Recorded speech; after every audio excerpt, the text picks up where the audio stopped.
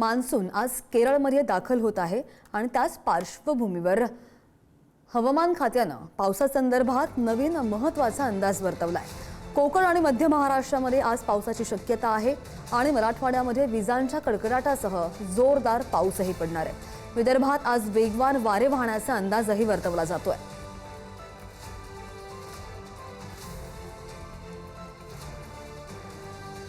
आणि या संदर्भात आपण आणखी बोलूयात। हवामान तज्ञ ऋषिकेश सर आपल्या सोबत आहेत। ऋषिकेश सर, स्वागत आहे तुमचं पुढारी न्यूज मध्ये। आपण पाहतोय की पहिले सांगितलं गेलं की 1 जून पर्यंत मान्सून दाखल होणार आहे, मात्र तो पुढे पुढे सरकतोय। काय नेमका अंदाज वर्तवलेला आहे हवामान विभागानं, ते पहिले आमच्या प्रेक्षकांना सांगा। सध्या तरी दिसून येत आहे की मान्सून 4 जून पर्यंत दाखल व्हायला पाहिजे। आधी एक तारीख होती ती परत रिवाइज झाली आहे, कारण त्यासाठी जो अनुकूल परिस्थिती पाहिजे, पॅरामीटर्स ते स्टील अप टू मार्क नाही आहेत। कारण ह्या वर्षी लो प्रेशर एरियाज ना बे ऑफ बेंगॉलमध्ये ना केरळमध्ये प्रेझेंट आहेत जे मान्सून पुल करतील। सो त्यामुळे थोडासा डिलेवर आहे।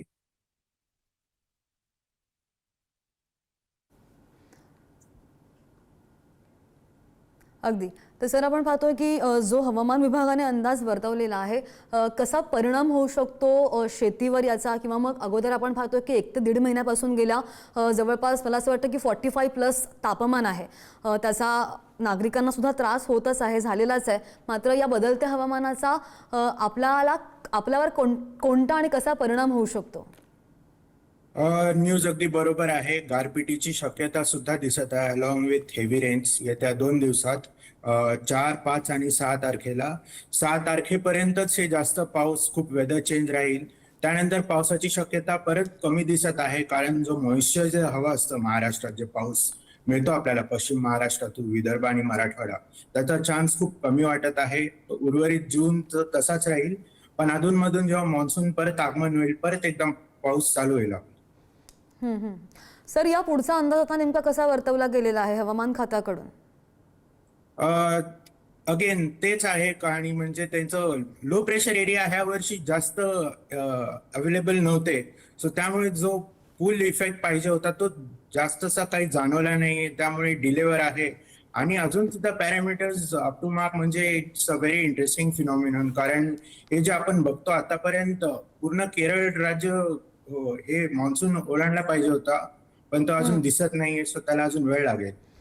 सर, तुम्ही नुकताच पॅरामीटर्सचा उल्लेख केलात। आमच्या प्रेक्षकांना आणखी जास्त समजण्यासाठी तुम्ही काही डेमो वगैरे दाखवू शकता मॅपद्वारे? सध्या तरी इंटरनेट बँडविड्थ कमी आहे, मी ट्रॅव्हलिंग मध्ये आहे जास्त, सो सध्या पॉसिबल नाहीये, पण नेक्स्ट टाइम होऊन जाईल। अच्छा सर, हे हवामानामध्ये सातत्याने होणारे बदल आहेत, कशामुळे झाले असतील, किंवा काय पार्श्वभूमी असू शकते या सगळ्या हवामानाशी? जे बदलतं तापमान आहे, हवामान आहे, त्याचे काय कारण असू शकतात? ह्याचं एक हळूहळू दिसणार आहे मान्सून मध्ये। सो पुढच्या 2-3 महिने धरून चला। आपली समस्या काय होते तो इंटेन्स होता, आणि आताचा प्रेझेंट एक वेस्टर्ली डिस्टर्बन्स आहे। सो त्याच्यामुळे अलॉंग मॉइश्चर इंट्रुजन, जे काही मुंबईत काल पाऊस झाला तोच एक फॅक्टर होता। तो फॅक्टर असं 2 दिवस दिसणार आहे पुढचा। सो असा हळू वेदर चेंज दिसणार आहे मुंबईत।